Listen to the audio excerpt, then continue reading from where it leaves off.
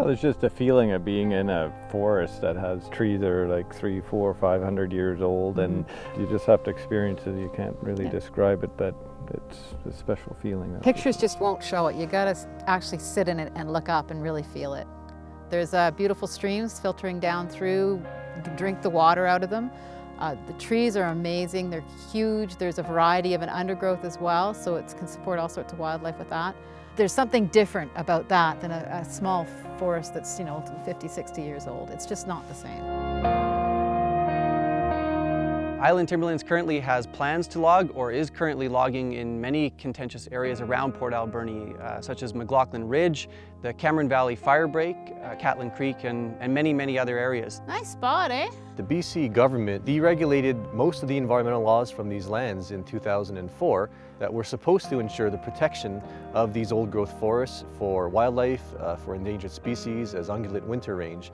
And now these areas are getting hammered by Island Timberlands. Island Timberlands has told us they're going to log every stem, and it's their legal right to do so. So they're out to prove their point by the looks of it.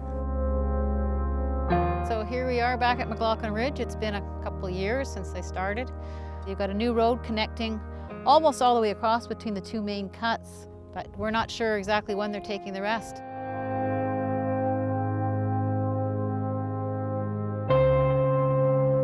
McLaughlin Ridge is right above the water supply system for the city of Port Alberni. And Minister Thompson, I've approached him on this numerous times, as have others, and he's refusing to stop the cut that could jeopardize the water supply system for the city of Port Alberni. This is the water that flows out of the taps in Port Alberni. And across the stream, we've noticed that there's a new cut by Island Timberlands real close, and we're concerned about the water quality.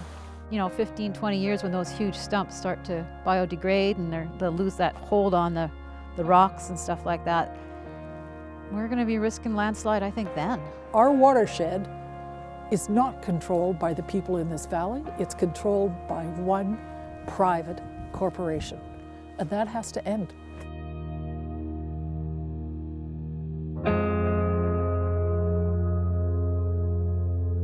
McLaughlin Ridge is a metaphor for government betrayal because these lands were under the public control of the Tree Farm License 44, and this government released those all to warehouse it for free. These are critical ungulate winter ranges. They're wildlife habitat areas that have been established that should not be cut.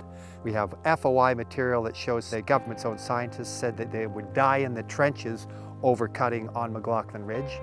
And despite that, we have Island Timberlands cutting there right now. I have been working with consecutive ministers since 2006 on this issue and have got nowhere, but I won't give up.